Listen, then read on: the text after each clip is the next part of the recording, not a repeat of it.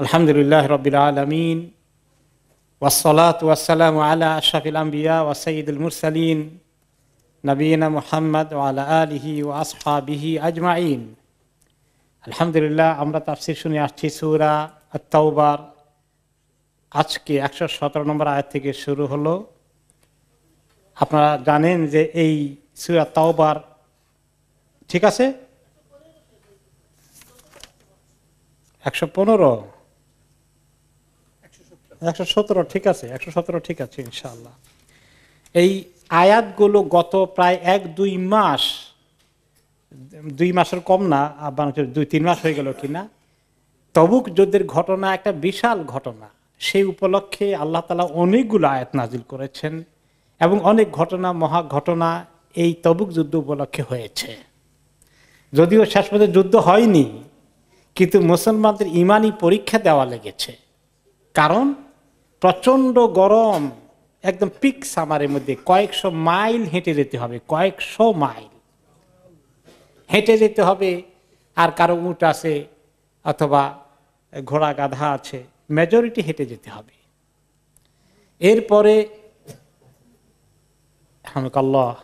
এরপরে main season, খেজুরের season, ফসল কাটার সময়, ওখানে সময় লেগে যাবে, খেজুরগুলো পড়ে নষ্ট হয়ে যাবে, সারা বছরের রুজি শেষ। কত বড় পরীক্ষা চিন্তা করে দেখেছেন, কষ্ট কেমন হবে। কিন্তু আল্লাহ তাআলার মুমিন বান্দাগণ ডাকে সাড়া দিয়েছেন, আর মুনাফিকগণ বিভিন্ন অজুহাত দিয়ে দাওয়া থেকে বিরত থেকেছে। আর মাঝখানে কিছু দুর্বল, মানে একটু ইমানি দুর্বলতা এসে গেছে, ভালো মুসলিম হওয়া সত্ত্বেও অল্প কিছু লোকে মিস করেছেন। তার মধ্যে আমরা 2-1 দিনের তওবা কবুল করার জন্য কিভাবে এসেছেন, নিজেকে রশি দিয়ে বেঁধে রেখেছেন যে আল্লাহ যদি তাদের তওবা কবুল করেন, রাসূলুল্লাহ সাল্লাল্লাহু আলাইহি ওয়াসাল্লাম নিজ হাতে খুলে দেন রশিটা, তাহলে একমাত্র মুক্তি পাবেন। আল্লাহ তাআলা ওনাদেরকে তওবা কবুল করে দিয়েছেন, তাদের হয়েছে। আরো কিছু লোক রয়েছেন যে তাদের তওবা এখনো কবুল হয়নি, তাদের তওবার জন্য লম্বা সময় লেগেছে। তাদের কাহিনী আজকে আসবে। মেইন ঘটনা একটা বিশাল ঘটনা, অনেক শিক্ষণীয়। তো আল্লাহ তাআলা 117 নম্বর আয়াতে বলছেন, লাকাদ তাবাল্লাহু আলান নবী ওয়াল মুহাজিরিন ওয়াল আনসার, নিশ্চয়ই আল্লাহ তওবা কবুল করেছেন নবীর এবং মুহাজিরগণ এবং আনসারগণের। এই নবীর তওবা তো আল্লাহ কবুল করবেনই, তিনি তো আসলে গুনাহ করেন না, তারপরে তওবা করেন। তওবাটা ওনার জন্য একটা ইবাদত, সেটা আল্লাহ কবুল করেন। আর মুহাজিরিন সাহাবী যারা সিনসিয়ারলি কোনো মিথ্যা কথা বলেনি, তারা এই তাবুকে শরীক হয়েছেন, অন্যান্য সময় তারা শরীক হন, এই মুহাজির সাহাবীদের তওবা আল্লাহ কবুল করেন। আর আনসার, যে সমস্ত আনসারীরা মদিনায় সিনসিয়ারলি মুখলেসিন আলাহুদ্দিন, আল্লাহর জন্য দিনকে ইখলাসের সাথে করেছেন, তাদের তওবা আল্লাহ কবুল করেছেন। আল্লাযীনা তাবাউহু ফি সাআতিল উসরা, ওই সমস্ত মুহাজির এবং আনসার সাহাবীগণ যারা ওনাকে ফলো করেছেন, রাসূলুল্লাহ সাল্লাল্লাহু আলাইহি ওয়াসাল্লামকে অনুসরণ করেছেন, ফি সাআতিল উসরা, অনেক কঠিন সময়ের মধ্যে। সময়টা কেমন ছিল? খুব কঠিন সময় ছিল। এত গরমের মধ্যে লম্বা জার্নি, পরিবার পরিজনকে ছেড়ে এই কষ্ট করা মরুভূমির পথ পাড়ি দিতে হবে, যুদ্ধ করতে হবে। যুদ্ধ ইটসেলফিতে একটা বিশাল মানুষের জন্য জীবন মরণের যেখানে রিস্ক থেকে যায়। এরপরে ফসল হারানোর এই রিস্ক, এসব সত্ত্বেও যারা ইত্তাবাউহু, ওনাকে অনুসরণ করেছেন, তিনি আল্লাহর হুকুম বলেছেন যেতে হবে, তারা গিয়েছেন ফি সাআতিল উসরাতে, এই কঠিন সময়ের মধ্যে। মিন বাদি মা কাদা ইয়াযীগু কুলুবু ফারীকিন মিনহুম, অথচ কখন তারা গিয়েছেন? যখন তাদের মধ্যেই কিছু মুমিনদের দিলের মধ্যে প্রায় বক্রতা এসে গিয়েছিল। কিছু লোকের, মুমিনদের দিলের মধ্যে একটু উল্টা পাল্টা চিন্তা এসে গিয়েছিল, তারা পিছনে থেকে গিয়েছে, মিস করে ফেলেছে, এবং অনেকেই মিস করার মতো অবস্থায় পড়ে গিয়েছে। কেউ কেউ মুনাফিকের দিকে চলে যাওয়ার কথা ছিল। এই অবস্থায় চ্যালেঞ্জের মোকাবেলায় যারা টিকে থেকেছে, ওনার সঙ্গে সঙ্গী হয়েছে, তাদের প্রতি তাদের আল্লাহ তাআলা অনেক সন্তুষ্ট, তাদের তওবা আল্লাহ কবুল করে ফেলেছেন। সুম্মা তাবা আলাইহিম, কিছু লোকে এর মধ্যে কিছু লোক ছিল যাদের অন্তরে বক্রতা এসে গিয়েছিল, উল্টাপাল্টা সমস্যা এসে গিয়েছিল, তারপরেও এই সমস্যার পরেও আল্লাহ তাদের তওবাকে কবুল করেছেন। ইন্নাহু বিহিম রাউফুর রহিম, কারণ আল্লাহ তাআলা তাদের প্রতি অনেক রহম দেল, তাদেরকে আল্লাহ তাআলা অনেক দয়া পরবশ হন। যারা মিস্টেক করেছে, তাদের দিলের মধ্যে একটু দুর্বলতা এসে গিয়েছে, তারা যায়নি, না যাওয়া সত্ত্বেও মুনাফিকের মতো মিথ্যা উযরও দেয়নি এবং অনেক কিছু সাফার করেছে। এই যে যায়নি, তারা অলসতা করেছে, দুর্বলতা দেখিয়েছে, এটা বিরাট ক্রাইম ছিল, আল্লাহ ফরজ করে দিয়েছেন, তারা যাননি। কাহিনীটা শুনলে তখন ক্লিয়ার হবে। তো এদের প্রতি আল্লাহ রহম করেছেন, তওবা করেছেন, তওবা কবুল করেছেন। আবু দুজানা থেকে কয়েকজনের ঘটনা ওখানে পার করে গিয়েছি আমরা। এখন থাকলো বাকি 3 জন, যারা মসজিদে নববীতে এসে নিজেকে বাঁধেনও নাই। এখন ওনারা একটু চিন্তায় পড়ে গেছেন কি করবেন। 3 জন ছিলেন বড় বড় সাহাবীদের মধ্যে, খুব ভালো ঈমানদার, কিন্তু ওনাদের মনে দুর্বলতা চলে আসলো। সেই কাহিনীটা 118 নম্বর আয়াতে। ওয়ালা সালাসাতিল্লাযীনা খুল্লিফু, আর 3 জন যাদের ব্যাপারে রেখে দেওয়া হয়েছে আল্লাহর পক্ষ থেকে, তাদের ব্যাপারে ফয়সালা করা হয়নি আল্লাহর পক্ষ থেকে, ডিলে করা হয়েছে, ডেফার্ড করা হয়েছে। হাত্তা ইযা দাকাত আলাইহিমুল আরদু বিমা রাহুবাত, তাদেরকে তওবা কবুল না করা অনেকদিন ঘুরানো হয়েছে, এর ফলে তাদের জমিন তাদের জন্য সংকীর্ণ হয়ে গেছে, সংকুচিত হয়ে গেছে। জমিনে মনে হয় যেন তাদের জায়গা হচ্ছিল না কোনো জায়গায়, অথচ কত প্রশস্ত দুনিয়া আল্লাহর, কিন্তু তাদের জন্য জমিনটা খুব সংকীর্ণ হয়ে গেল। ওয়াদাকাত আলাইহিম আনফুসুহুম, তাদের নফস তাদের জন্য সংকীর্ণ হয়ে গেল। তারা নিজেরা আত্মসমালোচনায় প্রচন্ডভাবে তারা কষ্ট পেতে থাকলেন, হায়রে আমরা কি করেছি, কেন যায়নি। ওয়াজান্নু, তারা চিন্তা শুরু করে দিল, তাদের মধ্যে দুশ্চিন্তা এসে গেল। আল্লাহ মালজা মিনাল্লাহি ইল্লা ইলাইহি, তারা বুঝতে পেরেছে এখন যে মিস্টেক তারা করেছে, যে অপরাধ করেছে, সেই অপরাধ থেকে বাঁচার জন্য আল্লাহর কাছে আসা ছাড়া আর কোনো আশ্রয়ের জায়গা নেই। তারা আল্লাহর কাছে কাঁদতে হবে, তওবা করতে হবে, আল্লাহর ফয়সালার ইন্তজার করতে হবে। এটা তারা যখন বুঝলো এবং তাদের অনেক পেরেশানি হলো, অনেকদিন তারা সাফার করলো। সুম্মা তাবা আলাইহিম লিয়াতুবু, অতঃপর আল্লাহ তাআলা তাদের কাছে আসলেন তওবা কবুল করতে, যাতে তারা তওবা করে। ইন্নাল্লাহা হুয়াত তাওয়াবুর রহিম, নিশ্চয়ই আল্লাহ অনেক তওবা কবুল করেন এবং তিনি অনেক দয়াময়। এখন এই যে 3 জনের ঘটনা, যে 3 জনের ঘটনা পিছিয়ে দেওয়া হয়েছে, তাদের ব্যাপারে কোনো তাৎক্ষণিক ফয়সালা হয়নি, কেন তারা গেল না, এই কাহিনীটা তাদের জবানে আমরা শুনি। এই 3 জন নাম হচ্ছে কাব ইবনে মালিক রাদিয়াল্লাহু আনহু, মুরারা ইবনে রবি আল আমিরি রাদিয়াল্লাহু আনহু, ও হিলাল ইবনে উমাইয়া আল ওয়াকিফি রাদিয়াল্লাহু আনহু, ও কুল্লুহুম মিনাল আনসার। আর 3 জনই আনসার সাহাবী।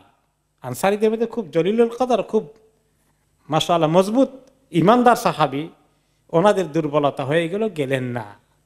বুখারী এবং মুসলিমে তাদের হাদিসটি এসেছে, ইমাম মুসলিম তাদের হাদিস বর্ণনা করেছেন। কাব ইবনে মালিক রাদিয়াল্লাহু আনহু নিজেই বলেন, ওনার ঘটনা শেষ হওয়ার পরে, অনেক পরে তিনি তার ঘটনা, অন্যরা যখন জিজ্ঞাসা করলো তো পুরো ঘটনা কি হলো, তিনি বলেন, লাম আতাখাল্লাফ আন রাসূলিল্লাহি সাল্লাল্লাহু আলাইহি ওয়াসাল্লাম ফি গাজওয়াতিন গাজাহা কাত্তু ইল্লা ফি গাজওয়াতি তাবুক। আমি নবী করিম সাল্লাল্লাহু আলাইহি ওয়াসাল্লামের সঙ্গে সাহাবীরা যে সমস্ত যুদ্ধে গিয়েছেন, আমি কোনোটাতেই যেতে অস্বীকার করিনি, পেছনে থাকিনি, তাবুক ছাড়া। আর গায়রা আন্নী তাখাল্লাফতু ফি গাজাতি বদর ওয়া লাম ইউআতিব আহাদান তাখাল্লাফা আনহু, তবে বদরের যুদ্ধে আমার অংশগ্রহণ করা হয় নাই। অবশ্য সেই কারণে আমাকে কেউ ভৎসনা করেনি, আমার কোনো সমালোচনা হয়নি। কেন? ইন্নামা খারাজা রাসূলুল্লাহ সাল্লাল্লাহু আলাইহি ওয়াসাল্লাম ওয়াল মুসলিমুনা ইউরিদুনা ইরা কুরাইশ, কারণ তখন বদরের সময় ওনারা আসলে মদিনা থেকে যুদ্ধের জন্য বের হননি। কিসের জন্য বের হয়েছিলেন? আবু সুফিয়ানের কাফেলা সেটাকে অ্যাটাক করে অস্ত্র শস্ত্র কেড়ে নেওয়ার জন্য ওরা আসছিলেন। ডিক্লেয়ার কোনো যুদ্ধ ছিল না। তো ওই সময় সবাইকে যাওয়া কম্পালসারি ছিল না, এবং কেউ পেছনে থাকলে তার জন্য এটা কোনো অন্যায় কাজ হয়নি। অপশন দেওয়া হয়েছে কে কে যাওয়া চলো। কিন্তু এক পর্যায়ে গিয়ে তাদের সঙ্গে সেখানে যুদ্ধ হয়ে গেল। তো যারা গিয়েছিলেন তাদের কিসমতের যুদ্ধ জুটে গেল, আর আমি অবশ্য তখন যাইনি। এটার জন্য আমার কোনো সমালোচনা হয়নি, কারণ এটা আমাদেরকে সবাইকে যাওয়ার জন্য নবী করিম সাল্লাল্লাহু আলাইহি ওয়াসাল্লাম কোনো অর্ডার দেননি। ওয়ালাকাদ শাহিদতু মা রাসূলিল্লাহি সাল্লাল্লাহু আলাইহি ওয়াসাল্লাম লাইলাতুল আকাবা হিনা তাওয়াসাকনা আলাল ইসলাম। তবে বদর মিস করেছি, অপশনাল ছিল বিধায়। এটা আমার কাছে খুব বড় মিসিং হয়নি। কারণ কি, তার আগে আকাবার রাতে অন্ধকারে নবী করিম সাল্লাল্লাহু আলাইহি ওয়াসাল্লামের সঙ্গে আমরা যে শপথ করেছিলাম মক্কায় মিনায় লুকিয়ে লুকিয়ে, তিনি আমাদেরকে শপথ করিয়েছেন মদিনায় হিজরত করার জন্য যাওয়ার জন্য গেলে উনি আমরা যে আমাদের জানমাল দিয়ে ওনাকে আর মুহাজিরদেরকে আমরা রক্ষা করব, আমাদের জানমাল তাদের জন্য খরচ করব, এই ওয়াদার মধ্যে আমি সংযুক্ত ছিলাম। আমি 70 জনের একজন ছিলাম যারা বাইয়াতে আকাবার চুক্তি করেছে। এবং ওয়ামা উহিব্বু আন লি বিহা মাশহাদা বাদার, আমি সেটা যদি মিস করতাম বদর থেকে বেশি মিস করা হয়ে যেত। কাজে আমি আলহামদুলিল্লাহ বদর মিস হয়ে গেলেও আমার এত আফসোস ছিল না, যে আমি অন্তত বাইয়াতে আকাবার শপথে শরীক ছিলাম। যাই হোক, ওয়া ইন কানাত বাদরু আযকারা ফিন নাসি মিনহা, তার উনি বললেন যদিও লোকেরা বদরের ব্যাপারে বেশি আলোচনা করে, ওই বাইয়াতে আকাবার আলোচনা বেশি করে না, কিন্তু আমি জানি বাইয়াতে আকাবার গুরুত্ব অনেক ছিল। যাই হোক, এখন উনি বলেন ইন্ট্রোডাকশন দিয়ে যে মেইন ঘটনায় আসি। সেই মেইন ঘটনা হচ্ছে তবুকের যুদ্ধে। ওখানে গেলাম না কেন? ওয়া কানা মিন খাবারি হাত্তা তাখাল্লাফতু আন রাসূলিল্লাহি সাল্লাল্লাহু আলাইহি ওয়াসাল্লাম ফি গাজওয়াতি তাবুক। আমি কেন তবুকের যুদ্ধে যাইনি আমি জানি আমার প্রতি সমস্ত সাহাবীদের প্রতি ফরজ ছিল ওজরওয়ালা ছাড়া কারোর জন্য কোনো অপশন ছিল না সেখান থেকে না যাওয়ার। এখন ওজর যাদের জেনুইন ওজর আছে, অসুস্থ, সিরিয়াস কন্ডিশন, তাদেরকে তো রাসূলুল্লাহ সাল্লাল্লাহু আলাইহি ওয়াসাল্লাম অ্যালাউ করে দিয়েছেন। আর যাদের সিরিয়াস নাই, মুনাফিক কিসিমের লোকেরা, তারা একটা ওজর বানিয়ে তারপরে ওজর তিনি কবুল করে ছেড়ে দিয়েছেন। তো লাম আকুন, আমার এরকম কোনো ওজর ছিল না, মিথ্যা তো বলতেই পারবো না। আমার physically I was very fit, আর আমি এমনকি আমি প্রস্তুতি নিয়ে ফেলেছি। আল্লাহি মা জামাতুল ক্বাবলাহা রাহিলাতাইন কাত্তু হাত্তা জামাতুহুমা ফি তিলকাল গাজওয়া। 2টা উট আমি কোনো যুদ্ধের জন্য জোগাড় করি নাই নিজের জন্য, এবারে 2টা উট আমি নিজের জন্য জোগাড় করেছি। একটা উটে মাল থাকবে প্রচুর, আর একটা উটে আমি থাকবো। ইনকেস একটা উট আমাকে অসুবিধা হয়ে যায়, আরেকটা আমার বিকল্প থাকবে। এত প্রস্তুতি নিয়ে রেখেছি। রাসূলুল্লাহ সাল্লাল্লাহু আলাইহি ওয়াসাল্লাম রওনা করে দিয়েছেন প্রচন্ড গরমের মধ্যে, এবং অনেক বড় শক্তিশালী বাহিনী, রোমান সম্রাটের বাহিনী মোকাবিলা করতে হবে। তিনি যেভাবে চান সেভাবে সবাইকে তিনি, এর আগে তিনি এত ডিক্লেয়ার করে যান না, এবারে ডিক্লেয়ার করে যাচ্ছেন তিনি যুদ্ধ করতে। এবং নবী করিম সাল্লাল্লাহু আলাইহি ওয়াসাল্লামের সঙ্গে এত বিরাট সংখ্যক গেল যে লা ইয়াজমাউহুম কিতাবু হাফিদিন, কত লোক ওনার সঙ্গে ছিল এটার কোনো মানে রেজিস্টার ছিল না যে এত এত বিরাট নাম্বার। ফাকাল্লা রাজুলুন ইউরিদু আন ইয়াতাগায়্যাব, কেউ জানে না, কোনো মুসলিম জানে এটা ঠিকই যে যেই ব্যক্তি হাইড করবে, লুকিয়ে থাকবে, এবারে তার লুকানো থাকবে না, আল্লাহ তাআলা আল্লাহ নবীকে খবর দিয়ে ফাঁস করে দিবেন। আমি এটাও জানি, কাজেই আমি যাওয়ার জন্য রেডি ছিলাম। যদিও আমার খেজুর পেকে গেছে, সব কিছু, আমি আমার খেজুরের বিশাল বাগান, এটা আমার মেইন সম্পদ, এটা আমার আছে, আমিও এগুলো সত্ত্বেও আমি যাওয়ার জন্য রেডি হয়েছি। রাসূলুল্লাহ সাল্লাল্লাহু আলাইহি ওয়াসাল্লাম এবং মুসলমানরা সবাই রেডি হচ্ছে, তো আমার রেডিটা খুব স্লো। 2টা উট কিনছি ঠিকই, কিন্তু আর যে সামান কিনতে হবে এগুলো আমি কেন জানি স্লো হয়ে গেলাম। ওয়াতাফিকতু আগদু লিকি আতাজাহাদা মাহুম ফারজি ওয়া লাম আখদি শাইআন, আমি গেছি বাজারে গিয়েছি এগুলো কিনবো টিনবো, কেন যেন আমি মনের ভিতরে ওয়াসওয়াসা আসলো, আবার ঘুরে চলে আসলাম, কিনলাম না। আকুল ফি নাফসি আনা কাদির আলা যালিকা ইযা আরাদতু, আমি চিন্তা করলাম পয়সা করি আছে, এত অ্যাডভান্স কেনা দরকার কি? সবাই অ্যাডভান্স কিনছে, আমি যাওয়ার আগের দিন কিনে ফেলবো, অসুবিধা নাই।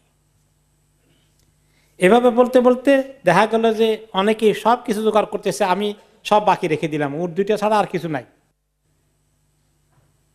একেবারে ফাইনাল ডে এসে গেল, নবী করিম সাল্লাল্লাহু আলাইহি সাল্লাম মুসলমানদেরকে নিয়ে, বাকিদেরকে নিয়ে সব রেডি হয়ে গেছেন, আমি এখনো রেডি হয়নি, এখন ওনারা রওনা করে দিয়েছেন, আমাকে ছাড়াই রওনা করে দিয়েছেন, আমি এখনো রেডি হইনি, পরিপূর্ণ সব জোগাড়ও করিনি।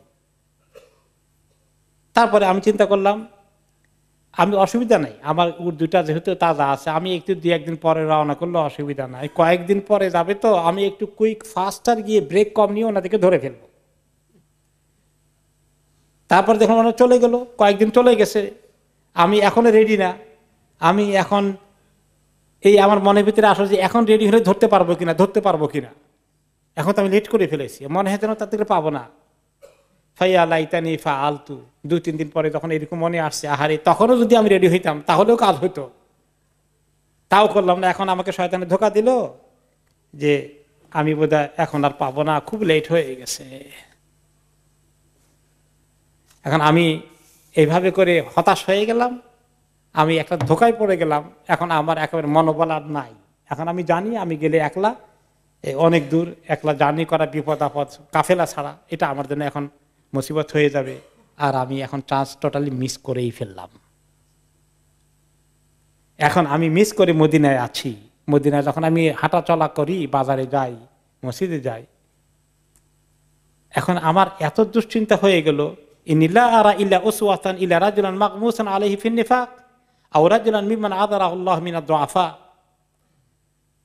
আমি দেখছি যাদেরকে দেখি এরা 2 কিসিমের লোক দেখি।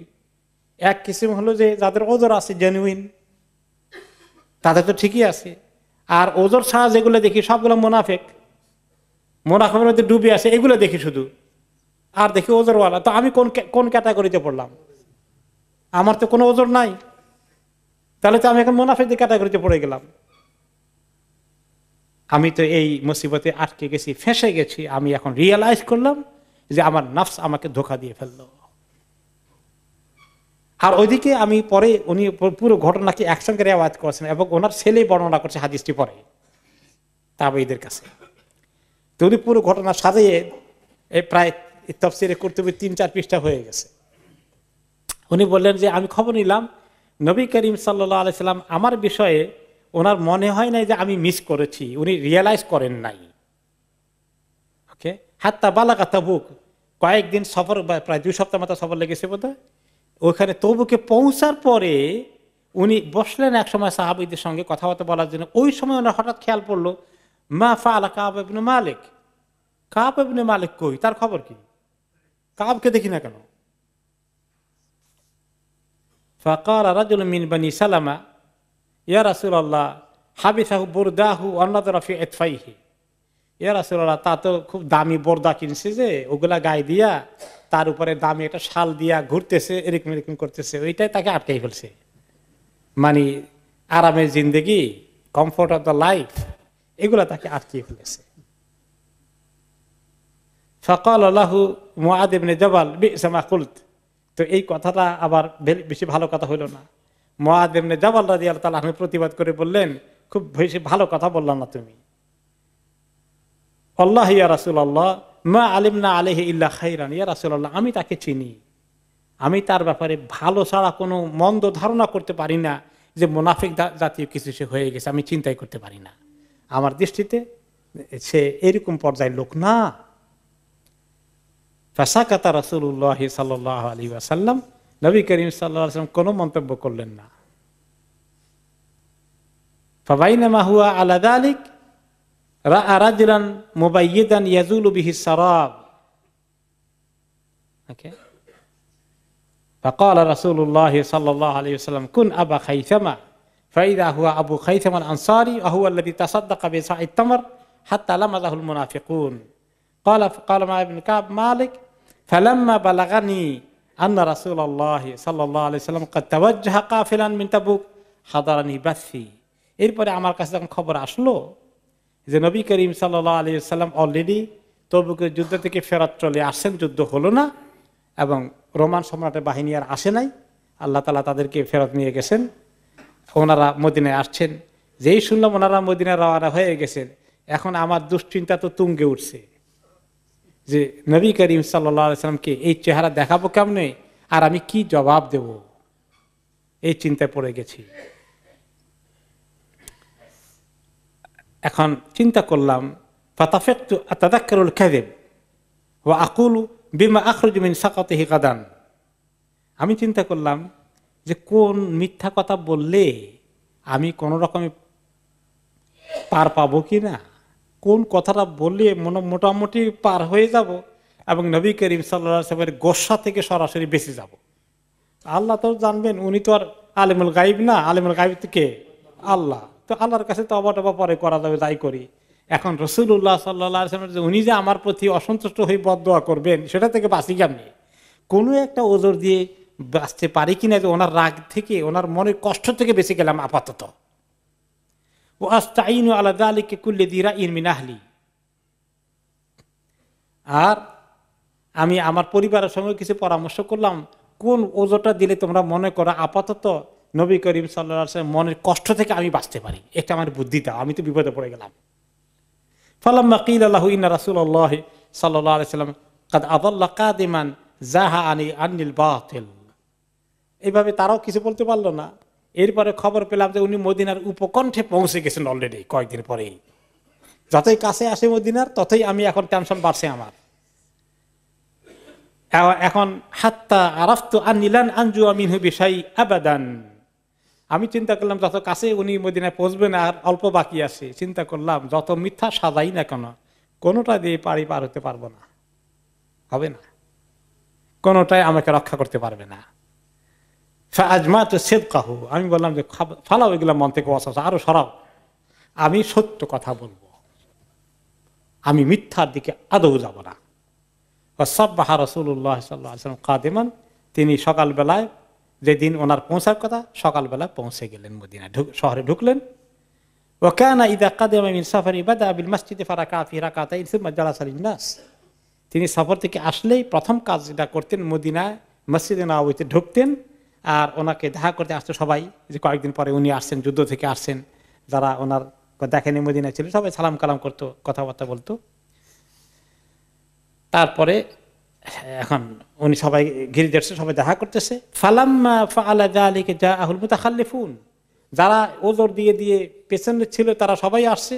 ফাতাফিকু ইয়াতাদিরুনা ইলাইহি ওয়া ইয়াহলিফুনা লাহু, তারা এসে সবাই কসম করে করে মিথ্যা ওজর দিচ্ছে, আপনাকে যে ওজর দিয়েছিলাম আল্লাহর কসম, ওজরটা ঠিকই, আমার এরকম বিপদ ছিল। তারা সব এই মুনাফিকরা মিথ্যা কসম করে করে ওনাকে আবার শিওর করতেছে, ওনার মনে যেন কোনো সন্দেহ না হয়। ওয়াকানু বিদআ সামানিনা রাজুলান, মোর দেন 80 উপরে কয়েকজন এরকম ওজর দিয়ে বিদায় হয়ে গেল। ফাকাবিলা মিনহুম রাসূলুল্লাহ সাল্লাল্লাহু আলাইহি ওয়াসাল্লাম আলানিয়াতাহুম, নবী করিম সাল্লাল্লাহু আলাইহি ওয়াসাল্লাম তাদের প্রকাশ্য ওজরকে কবুল করে ফেললেন। ও বায়াহুম, তাদেরকে আবার বায়াত করালেন নতুন করে। ওয়াস্তাগফারা লাহুম, আর আল্লাহ তাআলা থেকে মাফ করে দিক, আল্লাহর কাছে দোয়া করলেন যে আল্লাহ তাদের মাফ করে দেয় যেন। ওয়াকালা সারাইরহুম ইলাল্লাহ, আর তাদের অন্তরের ভিতরে গোপন কি আছে এটা তিনি আল্লাহর কাছে ছেড়ে দিলেন, কারণ তিনি কারো অন্তরটা ধরে টান দিবেন না। হাত্তা যেহেতু এখন আমি এই 80 জনের পরে আমি ঢুকলাম। ফালাম্মা সাল্লামতু তাবাসসুমাল বুগদা, আমি যখন সালাম দিলাম ওনাকে, সালামের জবাব দিলেন ওই লোকের মতো যে ব্যক্তি রাগে গোসায় আসে কিন্তু তারপরে গোসার পরে মুচকি হাসে। গোসার পরে মুচকি হাসতে দেখছেন? দেখেন না কাউকে? তার মানে একজন আপনাকে এমন কষ্ট দিয়েছে, এখন আসছে আর আপনি তাদের দেখেন এরকম করেন না? দুঃখের হাসি আছে, কিন্তু দুঃখের হাসি তিনি দিলেন, কষ্টের হাসি দিলেন, এবং তিনি তার প্রতি যে কত নবী করিম সাল্লাল্লাহু আলাইহি ওয়াসাল্লাম কত কষ্ট পেয়েছেন এটা প্রকাশ হয়ে গেল ওনার হাসি থেকে, আমি টের পেলাম। সুম্মা ক্বালা তাআল, এদিকে আসো, আমাকে ডাকলেন কাছে। ফাজিতু আমশি হাত্তা জালাস্তু বাইনা ইয়াদাইহি, ওনার সামনে গিয়ে আমি বসলাম। ফাকাল আলী, আমাকে বললেন, মা খাল্লাফাকা, তোমাকে কোন জিনিস আটকিয়ে রেখেছিল, কেন যাওনি? আলাম তাকুন কাদিব তাআতা যাহরাক, তুমি তোমার পিঠকে বিক্রি করে দিয়েছ, তার মানে তুমি তোমার এই বিশ্বাসঘাতকতা হয়ে গেল না? এটা আল্লাহ তোমাকে ফরজ করে দিয়েছে আল্লাহ নবীর কথা শোনার জন্য, যাওয়ার জন্য।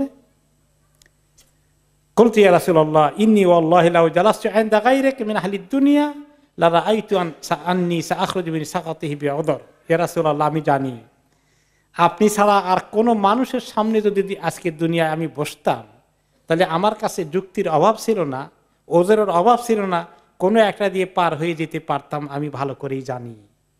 ওয়ালাকাদ উতীতু জাদালান, এবং আমি কথাবার্তা বলতে গেলেও আর্গুমেন্ট খারাপ পেশ করতে পারি না ইয়া রাসূলুল্লাহ, আমি যথেষ্ট লজিক সহকারে কিছু প্রেজেন্ট করতে পারি, সেটাও আমার আল্লাহ তৌফিক দিয়েছেন।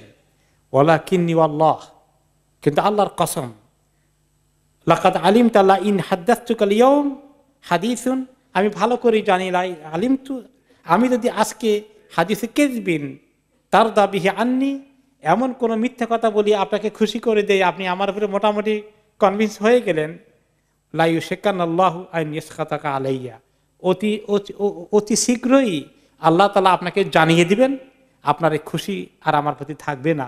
আপনি তখন তো প্রচন্ড মনে কষ্ট নিয়ে, গোসা নিয়ে, মনের দুঃখ নিয়ে আপনি আমার প্রতি আরো বদদোয়া করবেন, আমি ভালো করেই জানি, কাজে আমি কোনো মিথ্যার আশ্রয় নেব না। ওয়ালা ইন হাদাসতুকা হাদিসা সিদকিন তাজিদু আলাইয়া ফিহি ইন্নী লা আরজু ফিহি উকবাল্লাহ, আর সত্য কথা বললে সেটা আপনার কাছে, আপনার দিলে সেটাও কষ্ট লাগবে, কেন বিনা ওজরে থাকছি, এটা আপনাকে অনেক কষ্ট দিবে জানি, এবং আপনি হয়তো আমার প্রতি মানে ওইভাবে আমাকে ক্ষমা করে দেবেন না, আমি জানি কেন আমি অপরাধ করেছি, কিন্তু আমি আশা করছি এই সত্য কথা বলার কারণে ফাইনালি হয়তো আল্লাহ আমার জন্য একটা উপায় বের করে দিবেন, এই বিশ্বাস আমার আছে, কাজে আমি সত্যি কথা বলবো। আল্লাহি মা কান আলী ওজর, আল্লাহর কসম আমার কোনো ওজর ছিল না, কোনো ওজর ছিল না। আল্লাহি মা কুনতু কাতু আকওয়া ওয়ালা আইসারা মিন্নি হিনা তাখাল্লাফতু আনকা, শারীরিকভাবে আমি ফিটেস্ট ম্যান ছিলাম আমার জীবনে, যখন আপনি রওনা হয়ে গেছেন আমি কোনো শারীরিক অসুবিধা আমার কিচ্ছু ছিল না, আমি কমপ্লিটলি নর্মাল হেলথে সুস্থ অবস্থায় ছিলাম। তিনি এই কথা বলে ছেড়ে দিলেন যে আমার কোনো ওজর ছিল না, আমি বড় অপরাধ করেছি। তখন নবী করিম সাল্লাল্লাহু আলাইহি ওয়াসাল্লাম পাশে যে সাহাবীরা ছিলেন তাদেরকে বললেন, আম্মা হাযা ফাকাদ সাদাক, হ্যাঁ শুনছো তো, কথা কিন্তু সত্য বলেছে, সে মিথ্যার আশ্রয় নেয়নি। ফাকুম হাত্তা ইয়াকদি আল্লাহু ফিকা, তুমি এখন যাও, আল্লাহ তাআলা তোমার ব্যাপারে ফয়সালা করবেন, আমার কাছে কোনো ফয়সালা নাই। কারণ কোন সাহাবীর জন্য পারমিশন ছিল না আল্লাহর পক্ষ থেকে বিনা ওজরে তবুক থেকে দূরে থাকা। নবী করিম সাল্লাল্লাহু আলাইহি ওয়াসাল্লাম অথরিটি নাই, আল্লাহর হুকুম এটা। ফাকুমতু, আমি উঠে গেলাম, কি করব? ফাসারা রিজালু মিন বনি সালামা ফাত্তাবাউনি ফাকালু লি ওয়াল্লাহি মা আলিমনাকা আযনাবতা যামবান ক্বাবলা হাযা লাকাদ আজিজতা ফি আল্লাহ তাকুনা ইতাদাতা ইলা রাসূলিল্লাহি সাল্লাল্লাহু আলাইহি ওয়াসাল্লাম বিমা ইতারা বিহি ইলাইহিল মুতাখাল্লিফুন। তখন বনু সালামার কিছু লোক, ওনার যারা কবিরার লোকজন, তা ওনার মুহাব্বিন, ওনার মহব্বতকারীরা এসে বলল, আমার পেছনে পেছনে অনেকে আসলো, বলল যে তুমি তো একজন ভালো মানুষ, আমরা জানি জীবনে তো তুমি এরকম কোনো অন্যায় কাজ করোনি, তো এখন একটা কাজ মাত্র ঘটে গেছে, তুমি একটা ওজর দিয়ে নবী করিম সাল্লাল্লাহু আলাইহি ওয়াসাল্লাম কাছ থেকে কোনো রকম পার হয়ে আসলো না কেন? যেভাবে অনেকে ওজর দিয়ে পার হয়ে গেছে, কি দরকার ছিল এই মুসিবতে পড়ার, আটকে যাওয়ার জন্য? ফাকাদ কানা কাফিকা যামবুকা ইস্তিগফার রাসূলিল্লাহি সাল্লাল্লাহু আলাইহি ওয়াসাল্লাম লাকা, আর তুমি যদি ওজর দিতে আর নবী করিম সাল্লাল্লাহু আলাইহি ওয়াসাল্লাম ইস্তিগফারে দোয়া করতে, আল্লাহর কাছে বলতেন যে আল্লাহ তাকে মাফ করে দেন, জান্নাতের সবাই জন্য যেভাবে দোয়া করেছেন তোমার জন্য করে দিলে তো হয়তো মাফ পেয়ে যেতে আল্লাহর কাছে। ক্বালা ফাওয়াল্লাহি মা যালু ইউনাব্বিউনি হাত্তা আরাদতু আন আরজা ইলা রাসূলিল্লাহি সাল্লাল্লাহু আলাইহি ওয়াসাল্লাম ফাউকাদ্দিবু নাফসি, তারা আমাকে এমন ভাবে ধরলো, আরে যাও তুমি কি করলা, এটা দরকার ছিল না, একটা ওজর দিয়ে কোনো রকম পার হয়ে আসো, পরে আল্লাহর কাছে তওবা করতা, এটা কেন এই খামাখায় মুসিবতে পড়তে গেলা? তারা এমন ভাবে বলা শুরু করে দিল, সবাই আমার এখন মনের মধ্যে আবার আসলো, তাহলে কি মিস্টেক করলাম কিনা, তো এখন আবার যাবো কিনা, তাহলে ওদের একটা বানিয়ে বলি যে আসলে এরকম একটা ঘটনা ছিল, আমি বলি নেই। মনের ভিতরে আবার ওয়াসওয়াসা সৃষ্টি হয়ে যাচ্ছে মনে হয় যেন। ক্বালা সুম্মা কুলতু লাহুম হাল লাকি হাযা মাই মিন আহাদ, আমি জিজ্ঞাসা করলাম তাদেরকে, শোনা রাখো, এটা আমার এই মুসিবতে আর কাউকে দেখছো নাকি পড়ছে, এই নাকি ঘটনা আমার একলা? কয় না, আরো 2 জন তোমার মতো এরকম করে বলছে, আর বাকি সব মিথ্যা ওদের দিয়ে পার হয়ে গেছে। কই 2 জন কে? ওই যে মুরারা ইবনে রবিআল আমিরি আর হিলাল ইবনে উমাইয়া আল ওয়াকিফি। তখন আমি দেখলাম যে এই 2 জন তো অনেক জলিলুল কদর সাহাবী, 2 জনই বদর যুদ্ধে শরীক হয়েছে, 2 জনের শান অনেক উঁচু। তখন আমার একটু হলো যে ওই 2 জন যদি মেনে নিতে পারে, এই মুসিবত মাথায় নিতে পারে, আমি নেব না কেন? আল্লাহর উপরে তাওয়াক্কুল। ফামাদাইতু হিনা যাকারহুম আলী। এরপরে আমরা চলে গেলাম নবী করিম সাল্লাল্লাহু আলাইহি ওয়াসাল্লাম, পরে আল্লাহর পক্ষ থেকে নির্দেশ আসলো, ওয়ানাহা রাসূলুল্লাহ সাল্লাল্লাহু আলাইহি ওয়াসাল্লাম আল মুসলিমিন আন কালামিনা আইয়ুহা সালাসা মিন বাইনি মান তাখাল্লাফা আনহু। মাত্র আমাদের 3 জনের ব্যাপারে তিনি এমবার্গো দিলেন, নিষেধাজ্ঞা দিলেন যে এই 3 জনের সাথে কোনো মুসলমান কোনো কথা বলতে পারবে না। তিনি কিন্তু নিজে করছেন না, আল্লাহর পক্ষ থেকে এগুলো আসছে। তখন সালাম পর্যন্ত এসে, কিন্তু কোনো কথা, কেমন আছেন ভাই, এই কথা জিজ্ঞাসা কেউ করতে পারবে না, জিজ্ঞাসা করলেও জবাব দিতে পারবে না, বয়কট করতে হবে তাদেরকে। ফাশতানাবান নাস, সমস্ত মানুষ আমাদেরকে বয়কট করলো। ওয়াতাগাইয়ারুল না, আমাদেরকে দেখলে আগের মতো হাসি খুশি ভাই জড়িয়ে ধরা এগুলো কেউ করছে না। আর হাত্তা তানাক্কারাত লি ফি নাফসিল আরদ, আমার কাছে মনে হলো এই জমিনটা যেন আমার জমিন না, এই দেশের আমি যেন এই দেশের কোনো মানুষ না, আমাকে মনে হয় যেন কেউ চিনে না। আমার মনে হলো আমি কোন দেশে আসি, কোন বিদেশে আমি পৌঁছে গেছি। এই অবস্থায় আমাদের 50টি দিন পার করতে হয়েছে। আমার 2 ভাই, যে 2 জন, তারা কি করলো, এই 2 জন মুরারা এবং হেলাল, তারা ঘরের মধ্যে বসে থাকলো, বসে বসে খালি আল্লাহর কাছে কাঁদছে কাঁদছে, রাত দিন তারা কাঁদছে। ও আম্মা আনা ফাকুনতু আসাব্বাল কওমি আজলাদাহুম, কিন্তু আমি ছিলাম একটু শক্তিশালী তাদের তুলনায় বেশি, আর একটু জবান তাদের তুলনায়, তারা বুড়ো হয়ে গেছেন। আমি নামাজের জামাতে মদিনাতেই যেতাম, আর আমি বাজারেও যেতাম, রাস্তায় মোটামুটি গিয়েছি, যদি আমার সঙ্গে কেউ কথা বলতো না। আর এমনকি আমি স্বয়ং রাসূলুল্লাহ সাল্লাল্লাহু আলাইহি ওয়াসাল্লামের সামনেও গিয়েছি, ওনাকে সালামও করেছি, নামাজের পরে সালাম করে চলে আসি। তো সালাম যখন করেছি, আমি একটু দেখলাম, নোটিস করে, হাল হাররাকা শাফাতাইহি বিরাদ্দি সালামে আমলা, মাঝে ওনার ঠোঁটের দিকে তাকাইতাম, সালামের জবাবটা নিছে কিনা, নাকি জবাবটাও নিচ্ছে না, এভাবে মাঝে মধ্যে দেখার চেষ্টা করতাম। সুম্মা উসাল্লি কারিবা মিনহু আও উসারিকুহুন নাদার, তা আমি ওনার কাছেই একটু নামাজ পড়তাম, ওটা তো উনি নিষেধাজ্ঞা দেন নাই, নামাজ পড়তাম আর দেখতাম যে উনি আমার দিকে দেখে না, ওই সময় একটু ওনার দিকে আমি দেখি যে আমার দিকে ওনার নজরটা আসে কিনা। ফাইদা আকবালতু আলা সালাতি নাযারা ইলাইয়া, দেখি যে উনি আমার দিকে দেখে না, আর যখন আমি নামাজে দাঁড়াই তখন দেখি যে উনি আমার দিকে একটু তাকায়।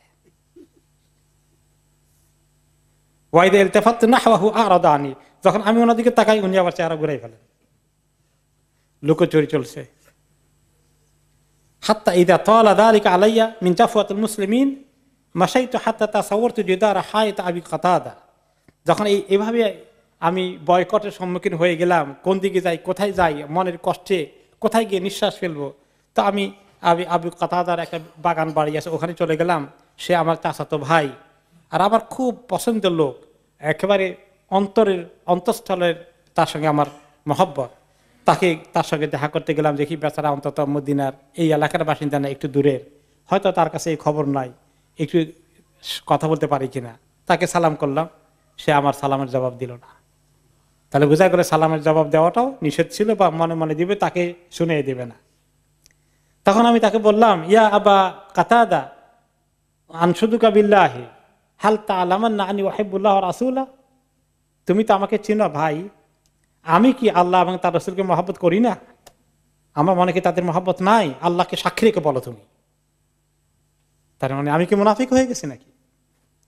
ফাসাকাতু, ফাসাকাতা ফাউত্তু, সে কোনো কথাই বলেন। আবার এই একই কথা বললাম, আল্লাহর কসম করে বলছি, আমি কি আল্লাহ এবং আল্লাহ রসুলকে মহব্বত করি না?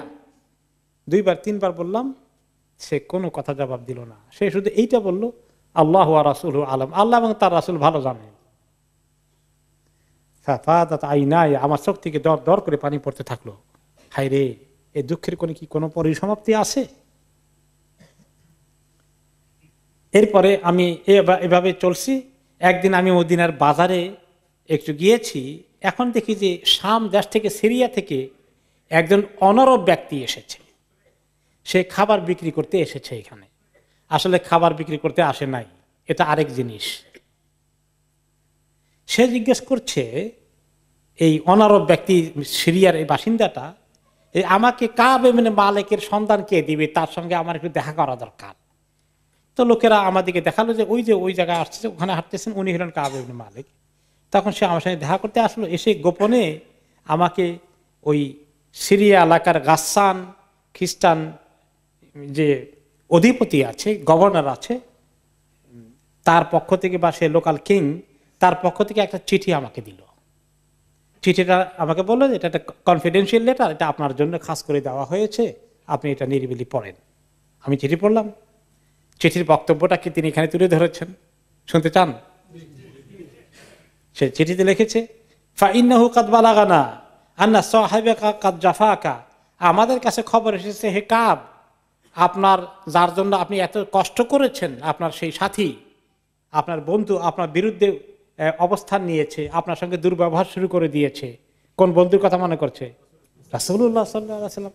তিনি আপনাকে দুর্ব্যবহার করছেন, আপনার সঙ্গে আপনাকে কষ্ট দিচ্ছেন। ওয়ালাম ইয়াজআল কাল্লাহু বিদারিন হাওয়ানিন ওয়ালামা দিয়াতা, আল্লাহ কি আপনাকে এত অসম্মানিত করার জন্য পাঠিয়েছেন? ওই জমিনে যদি আপনি সম্মান না পান, ফালহাক বিনা নুয়াসিকা, আমাদের কাছে চলে আসেন, আপনাকে সম্মানের আসনে আমরা আসীন করব। ক্বালা ফাকুলতু হিনা ক্বারাতুহা ওয়া হাযিহি আইদান মিনাল বালা, হায় রে, আমি এটা পড়ে চিন্তা করলাম যে কত বড় পরীক্ষা পড়ে গেলাম।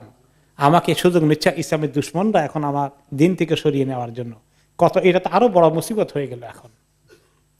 ফাতায়ামামতু বিহা তানাউর ফাসাজারতু বিহা, সঙ্গে সঙ্গে কাগজটাকে নিয়ে একটু আগুন জ্বালালাম চুলার মধ্যে, সঙ্গে সঙ্গে জ্বালিয়ে পুড়িয়ে ভস্ম করে দিলাম, যে মুসিবত আমার কাছ থেকে চলে যাক। এরপরে যখন এইভাবে করতে করতে 40 দিন পার হয়ে গেল, 40 দিন পাওয়ার পরে নবী করিম সাল্লাল্লাহু আলাইহি ওয়াসাল্লামের কাছে আবার ওহী আসলো। উনি খবর পাঠালেন, আমাদের এই 3 জনের স্ত্রী যেন আমাদের থেকে দূরত্ব বজায় রাখে, তারা যেন আমাদের সঙ্গে এক বিছানায় না শোয় এবং কথাবার্তা না বলে, তারাও বাইকট করতে হবে। এই খবর আসার পরে কেমন খবর দিচ্ছেন তো?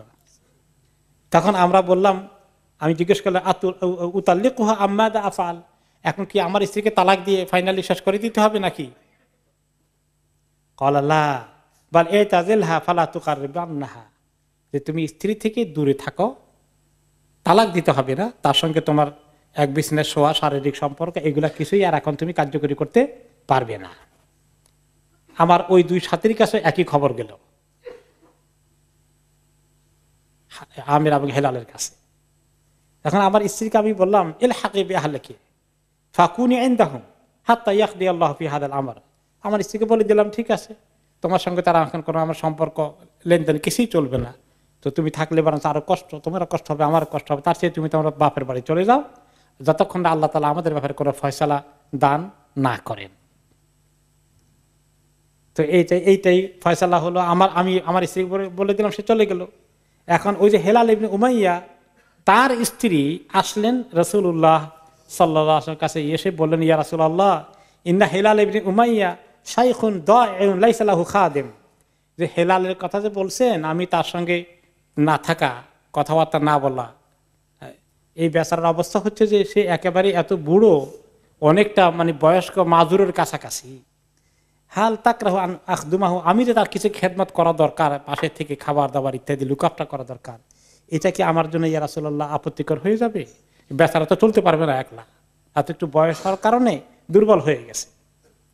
তখন তিনি বললেন, লা ওয়ালাকিন লা ইউকাররিবান্নাকি, হ্যাঁ খেদমত করতে পারবা ঠিকই, কিন্তু তোমার কাছে যেন ঘেঁষাঘেঁষি না করে, কাছে যেন না আসে, ধনী ফিজিক্যাল কোনো টাচ যেন না হয়। তিনি মহিলা কি বললেন, আল্লাহি মা বিহি হারাকাতুন ইলা শাই, ইয়া রাসূলুল্লাহ, তার কোনো জিনিস নড়াচড়ার শক্তি আর তার শরীরে নাই, কোনো কিছু নড়াচড়া করার শক্তি তার শরীরে নাই, তার মানে তার ওগুলার কোনো চাহিদাও নাই, সেই বেচারা একেবারেই বার্ধক্যের চূড়ান্ত পর্যায়ে আছে। ওইটা নিয়ে কোনো ওয়ারি হবে না যে সে কোনো অ্যাক্সিডেন্টালি তার কোনো কিছু হয়ে যেতে পারে। ওয়াল্লাহি মা যালা ইয়াবকি মুনযু কানা মিন আমরিহি মা কানা ইলা ইয়াউমিহি হাদা, ইয়া রাসূলুল্লাহ, দুনিয়ার অন্য কোনো খেয়াল তার মনে আসার দূরের কথা, যেদিন থেকে আপনি তাকে খবর দিয়েছেন আজকে 40 দিনের যে পার হয়ে যাচ্ছে, তার কান্না এক মুহূর্তের জন্য থামেনি, শুধু কান্নার মধ্যে আছে। فقال بعض أهلي لو استأذنت رسول الله صلى الله عليه وسلم في امرأتك فقد أذن لامرأة هلال ابن أمية أن تخدمه। এখন আমার এই ওনার হেলালের পরামর্শ, স্ত্রীর পরামর্শের কারণে, পারমিশনের কারণে আমার লোকজন এসে বললো, আরে হেলালের স্ত্রীকে পারমিশন দেওয়া হয়েছে, আপনি আপনার স্ত্রীকে শ্বশুরবাড়ি পাঠিয়ে দিয়েছেন কি জন্য? আপনি নিয়ে আসেন, ওনার কাছে যান, আল্লাহ নবীর কাছে, আপনাকেও পারমিশন দিবে। ফাকুলতু লা আস্তাযিনু বিহা রাসূলুল্লাহ, আমি যাব না এই পারমিশন নিতে। নো।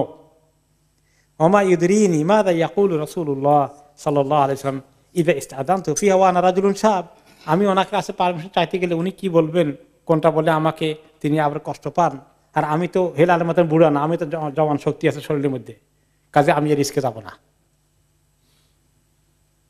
তো এইভাবে আরো 10 দিন পার করলাম।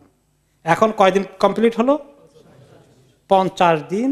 যে কারোর সঙ্গে, স্ত্রীর সঙ্গেও কথাবার্তা বলা যাবে না, এভাবে পূর্ণাঙ্গ নিষেধাজ্ঞা মেনটেন করলাম।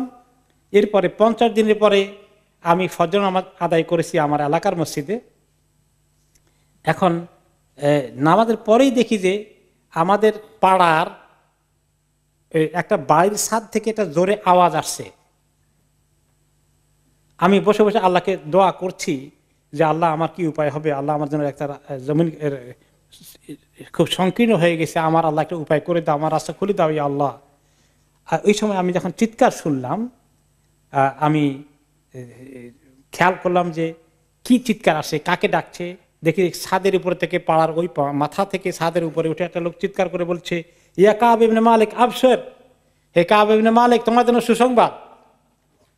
ক্বালা ফাখারারতু সাজিদান, আমি সঙ্গে সঙ্গে আল্লাহর কাছে সিজদায় পড়ে গেলাম।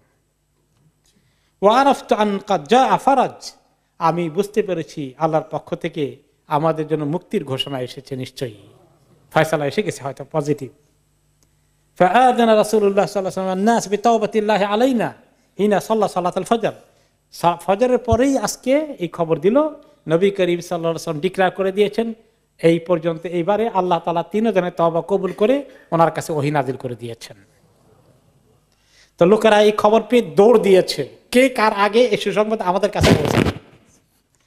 তো এখন আমার দিকে আসলো যে ব্যক্তি, যারা 1-2 জন ছুটলো, ওকে, একজন ছুটলো, উঠে তার ছাদের উপরে উঠলো, তার সে নিজে পায়ে হেঁটে আসে। আরেকজন ছুটছে তার জানোয়ার নিয়ে, উট নিয়ে। এখন যে ব্যক্তি উট নিয়ে ছুটছে সে তো তাড়াতাড়ি আসবে, আর যে পায়ে হেঁটে আসছে সে তো তাড়াতাড়ি আসতে পারবে না। সে চিন্তা করলো যে আমি আগে খবরটা দেবো, এই জন্য সে অনেক দূরে থাকতেই ছাদের উপরে উঠে দিছে চিৎকার, যাতে ওর আগে খবরটা দিতে পারে। আর ওই সাধারণ পরিবেশে গ্রামের মধ্যে চিৎকার বহু দূর থেকে শোনা যায়, শহরের মধ্যে শোনা যায় না, কোনো কোলাহল যেখানে নাই। ওকে, তারপরে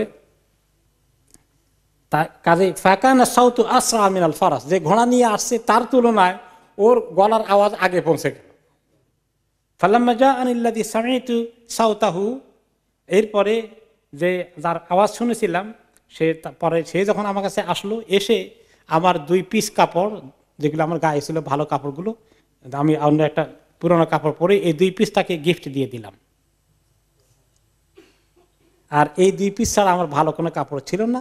তারপর আমি অন্য আরেকজন থেকে 2 পিস ধার করে আমি পরলাম। এরপরে এসে নবী করিম সাল্লাল্লাহু আলাইহি সাল্লামের কাছে দেখা করতে আসলাম। আমি দেখতে পাচ্ছি যে রাস্তায় যখন আমি যাচ্ছি ওইদিকে মসজিদের দিকে, দলে দলে লোক আমাদেরকে মোবারকবাদ জানাতে আসছে এবং বলছে, তোমাদের তওবা আল্লাহ কবুল করেছেন, কংগ্রেচুলেশনস, মোবারকবাদ। এভাবে আমরা শেষ করতে করতে নবী করিম সাল্লাল্লাহু আলাইহি ওয়াসাল্লাম দেখা করতে মসজিদে আসলাম। তিনি তখন অলরেডি অনেক লোকের দ্বারা বেষ্টিত হয়ে আছেন। তখন তালহা ইবনে উবাইদুল্লাহ দৌড়ে আসলেন, এসে ওনার সামনে থেকে এসে আমাকে মুসাফা করে এবং মোবারকত জানালেন। এভাবে করে কাব বলেন যে সবার আগে সে নবী করিম সাল্লাল্লাহু আলাইহি ওয়াসাল্লামের কাছ থেকে আসার কারণে আমি খুব খুশি হয়েছিলাম। তার এই দৌড়ে আসাটা আমাকে খুব আনন্দিত করেছিল, এটা আমি কখনো ভুলবো না। অতঃপর আমি যখন রাসূলুল্লাহ সাল্লাল্লাহু আলাইহি ওয়াসাল্লামের কাছে সালাম করতে আসলাম, আমি দেখি যে অহুয়া ইয়াবরুকু ওয়াজহুহু মিনাস সুরুর, নবী করিম সাল্লাল্লাহু আলাইহি ওয়াসাল্লাম চেহারাটা মনে হচ্ছে যেন একদম নূর চমকাচ্ছে খুশির কারণে। তিনি অত্যন্ত খুশি হয়ে আমাকে সালামের জবাব দিলেন আর বললেন, আবশির বিখাইরি ইয়াউমিন মাররা আলাইকা মুনযু ওয়ালাদাতকা উম্মুকা। হে কাব, তোমার জন্য সুসংবাদ, তো আজকে তোমার এমন একটি দিন যাচ্ছে যে দিনটি তোমার জীবনে সর্বশ্রেষ্ঠ দিন। তোমার মা যেদিন থেকে তোমাকে জন্ম দিয়েছে, এই দিনের মতো আর এত ভালো দিন তোমার জীবনে কোনোদিন আসে। অর্থাৎ এই যে কষ্ট করেছো, এতদিন সবর করেছো, মিথ্যা কথা বলনি, তওবা করেছো, কষ্ট সাফার করেছো, এবং তোমার কাছে যে চিঠি এসেছে ইসলামের দুশমনের পক্ষ থেকে তুমি কর্ণপাত করনি, এই খুশির কারণে তিনি তাকে ওয়েলকাম করছেন। ক্বালা ফাকুলতু আমিন ইনদিল্লাহি ইয়া রাসূলুল্লাহ আমিন ইনদাকা। এই তওবা কি আল্লাহর নবীর পক্ষ থেকে পাচ্ছি তওবার খবর, নাকি আল্লাহর পক্ষ থেকে? ক্বালা লা বাল মিন ইনদিল্লাহ, অবশ্যই আল্লাহর পক্ষ থেকে এই তওবার খবর এসেছে। নবী করিম সাল্লাল্লাহু আলাইহি ওয়াসাল্লাম যখন তিনি কোনো প্রচন্ড খুশি হতেন, সাহাবী বলেন হাত্তা কাআন্না ওয়াজহাহু কিতআতু কামার, বেশি খুশি হলে ওনার চেহারাটা এত উজ্জ্বল হতো, মনে হয় যেন চেহারা মোবারক চাঁদের একটা টুকরা জল জল করছে, আর সেই চেহারাটাই ফুটে উঠেছিল। অকুন্না নারফু যালিকা, তিনি খুশি হলে আমরা এই চেহারাটাই ওনার দেখতাম, আর সেই চেহারাটাই আমি সেদিন ওনার দেখতে পেয়েছি। ফালাম্মা জালাসতু বাইনা ইয়াদাইহি কুলতু ইয়া রাসূলুল্লাহ ইন্না মিন তাওবাতিল্লাহি আলাইয়া আন খালিআ মিন মালি সাদাকাতান ইলাল্লাহি ওয়া ইলা রাসূলিহি। আমি বললাম, ইয়া রাসূলুল্লাহ, আল্লাহ যখন আমার তওবা কবুল করেছে, আমি মনে মনে ইরাদা করেছি আল্লাহ তওবা কবুল করলে আমার মনের আরজু, আমার সমস্ত মালকে আমি আল্লাহর রাস্তায় দিয়ে দেব। যে মাল সম্পদের মজা আমাকে এত বড় নিয়ামত থেকে বঞ্চিত করেছে, এত পরীক্ষা ফেলে দিয়েছে, সে মালকে আমি রাখবো না, আমি আল্লাহর রাস্তায় সব আমি দান করে দেব। নবী করিম সাল্লাল্লাহু আলাইহি ওয়াসাল্লাম বললেন, হ্যাঁ কিছু দান করো, তবে আমসিক আলাইকা বা'দা মালিকা ফাহুয়া খায়রুন লাকা। সমস্ত মাল দিয়ে তুমি ফতুর হওয়া দরকার নাই, তোমার চলার জন্য যতটুকু দরকার ততটুকু রাখো, এতটুকু মাল রাখা তোমার জন্য অনেক খায়ের কল্যাণের কারণ হবে। তখন আমি বললাম যে আমার অমুক অংশটা, খাইবারের যে অংশ আমি পেয়েছিলাম সেটা রাখবো, বাকি সব দিয়ে দিব ইয়া রাসূলুল্লাহ। তখন কুলতু ইয়া রাসূলুল্লাহ ইন্নাল্লাহা ইন্নামা আনজানি বিসিদক। ইয়া রাসূলুল্লাহ, আমি একটা লেসন পেলাম যে আমি যে বিপদে পড়ে গিয়েছিলাম, আল্লাহ তাআলা আমাকে সত্য কথা বলার কারণে মুক্তি দিয়েছেন, পরিত্রাণ করে দিয়েছেন। আমি আপনার কাছে তওবা করে আবার ওয়াদা করছি, আল্লাহ উহাদ্দিসা ইল্লা সিদকান মা বাকিত, গোটা জীবনে কোনো দিন যেন আল্লাহ আমাকে দিয়ে মিথ্যা কথা আর না বলান। সত্য কথার ফল আমি পেয়েছি। পরীক্ষা হলেও ওয়াল্লাহি মা আলিমতু আহাদান মিনাল মুসলিমিনা আবলাহুল্লাহ ফি সিদকিল হাদিসে মুনযু যাকারতু যালিকা লিরাসূলিল্লাহি সাল্লাল্লাহু আলাইহি ওয়াসাল্লাম ইলা ইয়াউমি হাযা আহসানা মিম্মা আবলানিল্লাহু বিহি। আমি আর কোনো মুসলমানকেই আমি দেখতে চাই না যে তারা আমার মতোই এরকম বিপদে পড়ুক, কিন্তু কোনো বিপদে পড়লেই তারা যেন সত্য কথা বলেই পরিত্রাণের উসিলা জোগাড় করে, অন্য তরিকায় নয়। আল্লাহি মা তাআম্মাতু কাযিবাতান মুনযু কুলতু যালিকা লিরাসূলিল্লাহ সাল্লাল্লাহু আলাইহি ওয়াসাল্লাম ইলা ইয়াউমি হাযা, সেদিন থেকে আমি কোনোদিন আল্লাহ আমার মুখ জবান দিয়ে আর মিথ্যা কথা বের করেননি। এভাবেই আল্লাহ তাআলা তখন ওনার সত্য কথা বলা প্রসঙ্গে, তিনি সত্যবাদী ছিলেন, আল্লাহ তাআলা ওই সময় ওই ওহির আয়াতটা তখন নাজিল করে দিলেন। এমনি আল্লাহ ওনাকে খবর দিয়েছেন তাদের তওবা কবুল হয়ে গেছে, কিন্তু কোরআনের আয়াত তখনও নাজিল হয়নি, ইনফরমেশন ওনার কাছে চলে এসছে। আল্লাহ তাআলা এখন আয়াত নাজিল করলেন, লাকাদ তাবাল্লাহু আলান নবী ওয়াল মুহাজিরিন ওয়াল আনসারিল্লাযীনা তাবাউহু ফি সাআতিল উসরা, যে নিশ্চয়ই আল্লাহ তওবা কবুল করে ফেলেছেন নবীর প্রতি, মুহাজিরদের প্রতি, আনসারদের প্রতি, যারা কষ্টের সময় তাকে অনুসরণ করেছেন, ইত্যাদি করে আয়াত শেষ। এরপরে ওয়ালা সালাসাতিল্লাযীনা খুল্লিফু, ওই তিনজনের কথা এসেছে শেষ মুহূর্তে, শেষ আয়াতের মধ্যে আল্লাহ তাআলা কি বলেছেন, যে ইয়া আইয়ুহাল্লাযীনা আমানুত্তাকুল্লাহা ওয়া কুনু মা'আস সাদিকিন। এরপর আল্লাহ তাআলা এই আয়াতে অ্যাড করে দিলেন 119 নম্বর আয়াতটা, হে ঈমানদারগণ আল্লাহকে ভয় করো আর সত্যবাদীদের সাথে থাকো। তাহলে আল্লাহকে ভয় করা এটা একটা বড় নেক আমল, আর সেই নেক আমলের মধ্যে অন্যতম শীর্ষ আমল হচ্ছে সত্যবাদিতা, সত্য কথা বলা। এই যে আল্লাহ তাআলা সত্যবাদীদের কথা বললেন, ইমাম কুরতুবী রাহমাতুল্লাহ আলাইহি বলেন, হাযাল আমরু বিল কাউনি মা আহলি সিদক হাসুনা বাদা কিসসাতি সালাসা হিনা নাফাহুম সিদক ওয়া যুহিবা বিহিম আন মানাজিলিল মুনাফিকিন। সত্য কথা বলার কারণে আল্লাহ তাআলা তাদেরকে মুনাফিকদের কাছ থেকে উদ্ধার করে নিয়ে আসলেন। কিন্তু মুনাফিকরা মিথ্যা কথা বলে সেখানে তারা মিথ্যার কারণে মুনাফিক হয়ে গেল, সত্যের কারণে তওবা কবুল হয়ে গেল। এই জন্য হাদিসে কি এসেছে, আয়াতুল মুনাফিকে সালাসা, কোন হাদিসে আয়াতুল মুনাফিকে আরবা। মুনাফিকের লক্ষণ কয়টা? কোন কোন হাদিসে 3টা, কোন কোন হাদিসে 4টা। কথা বললে মিথ্যা বলে, ঝগড়া করলে গালিগালাজ করে, আমানত রাখলে খেয়ানত করে, আরেকটা কি ওয়াদা করলে ভঙ্গ করে ফেলে। তাহলে সত্য কথা বললে সাদিকিন মিনাল মুমিনিন, আর মিথ্যা কথা বললে মুনাফিকিনদের অন্তর্ভুক্ত হয়ে যায়। এই জন্য রাসূলুল্লাহ সাল্লাল্লাহু আলাইহি ওয়াসাল্লাম এই সত্যবাদিতার ব্যাপারে, সত্য কথার জন্য উম্মতকে এত নসিহত করেছেন। সত্য কথা বলে টিকে থাকা এত বড় মর্তবার বিষয়। একটি হাদিসে তিনি বলেন, আলাইকুম বিস-সিদক ফাইন্না সিদকা ইয়াহদি ইলাল বির। তোমরা সত্য কথা বলো, সত্য কথা বলো, সত্য কথা বলো, সত্যের উপরে থাকো, সত্যের উপরে থাকো। সত্যের উপরে থাকলে এটা, এই সত্য জিনিসটা লোকদেরকে নেকির দিকে টেনে নিয়ে যায়, নেকির দিকে হেদায়েত দেয়। আর যে নেকির দিকে আসে, বের ইয়াহদি ইলাল জান্নাহ, সেটা জান্নাতের দিকে নিয়ে যায়। তাহলে সত্য কথা জান্নাতে যাওয়ার আমল। আর বলতে বলতে ইয়াতাহাররা সিদকু হাত্তা ইউকতাবা ইনদাল্লাহি সিদ্দীকান, সত্য বলার অভ্যাস করতে করতে একটা লোক যখন সত্য ছাড়া মিথ্যা বলে না, এই লোকটি আল্লাহর কাছে তার লেখা হয়ে যায় লিস্টের মধ্যে নাম সিদ্দিক হিসাবে। সুবহানাল্লাহ, সিদ্দিক হতে পারা কত বড় মর্তবা! সত্য কথা বললে সিদ্দিক হওয়া যায়। আর অল কিযব আলাদ্দাদ ইয়াকুম আল কিযব, তিনি বললেন খবরদার মিথ্যা বলো না। ফাইনাল কিযবা ইয়াহদি ইলাল ফুজুর, মিথ্যা কথা গুনার দিকে মানুষকে হেদায়েত দেয়, মানুষকে ডেকে নিয়ে যায়, টেনে নিয়ে যায়। আর মিথ্যা নিয়ে যায় কোন দিকে? জাহান্নামের দিকে নিয়ে যায়। আল ফুজুর ইয়াহদি ইলান নার। আর একটা লোক মিথ্যা কথা বলতে বলতে তার মিথ্যা কথা বলা এত সহজ হয়ে যায়। কিছু লোকের মিথ্যা কথা দেখবেন এত মাশাআল্লাহ, আল্লাহ আল্লাহ আল্লাহ, এত সুন্দর করে বলবে, আপনি কল্পনাই করতে পারেন এত সুন্দর কথা মিথ্যা হয় কেমনি। কোনো হেজিটেশন নাই, কোনো সংকোচ নাই, জবানে আটকে না, ফস ফস করে বলে যাচ্ছে। এইরকম যারা এক্সপার্ট হয়ে যায় মিথ্যার মধ্যে, তাদের লিস্টের নাম হয়ে যায় আল্লাহর কাছে কাযযাব, কাযযাবিন মিনাল কাযযাবিন, আল্লাহর কাছে কাযযাব তার নাম লেখা হয়ে যায়।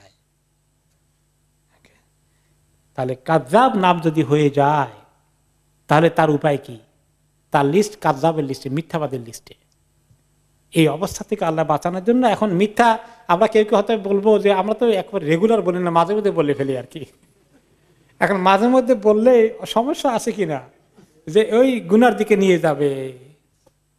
আর বেশি করে বলতে বলতে গুনার দিকে যেতে যেতে শেষে কাযযাবের লিস্টে চলে গেলে কি উপায় হবে? শরাইক ইবনে আব্দুল্লাহ রাহমাতুল্লাহ আলাইহি বলেন, ওনাকে প্রশ্ন করলে একজনে, রাজুলুন সামিতুহু ইয়াকযিবু মুতাআম্মিদান, আমি যদি জানি কেউ মিথ্যা কথা বলে, খুব পরিকল্পিতভাবে মিথ্যা কথা বলে, আও উসাল্লি খালফাহু, আমি তার পিছনে কি নামাজ পড়বো? নামাজ পড়া জায়েজ হবে? না, তার পিছনে নামাজ পড়ো না, মিথ্যাবাদের পিছনে নামাজ পড়ো না। ইবনে মাসউদ রাদিয়াল্লাহু আনহু বলেছেন, ইন্নাল কিযবা লা ইয়াসউ মিনহু জাদ্দুন ওয়ালা হাযলুন, মিথ্যা কথা যোগ করার সেন্সেও বলা ঠিক না, সিরিয়াস ক্ষেত্রে তো ঠিক নয়। ওয়ালা আন ইয়াইদা আহাদুকুম শাইআন সুম্মা লা ইনজাজু, আর কেউ যদি কোনো কিছুর ওয়াদা করো, কখনো ওয়াদার খেলাপ করো না। তাহলে তুমি এই আয়াতের মধ্যে পড়বা না, ইয়া আইয়ুহাল্লাযীনা আমানুত্তাকুল্লাহা ওয়া কুনু মা'আস সাদিকিন, তাহলে তুমি এই মর্যাদাটা মিস করে ফেলবে। তুমি সাদিকিনদের অন্তর্ভুক্ত হতে পারবে না। এরপরে হাল তারাও না ফিল কাযিবি রুখসা, তিনি আরো বললেন তোমরা কি মিথ্যা কথা বলার কোনো সুযোগ তালাশ করতে চাও? খবরদার, তাহলে তুমি সাদিকিনদের লিস্ট থেকে তোমাকে উঠেই ফেললা, এটা তোমার কিসমতে জুটবে না।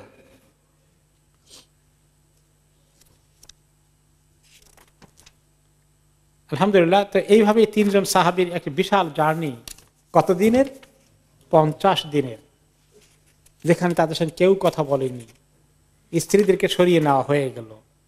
এই অবস্থায় টিকে থাকা কত বড় পরীক্ষা তাদের জীবনে এসেছে। তাহলে ইসলামের কারণে মানুষের জীবনে অনেক পরীক্ষা আসে, কিন্তু এই পরীক্ষা ওনারা টিকে ছিলেন।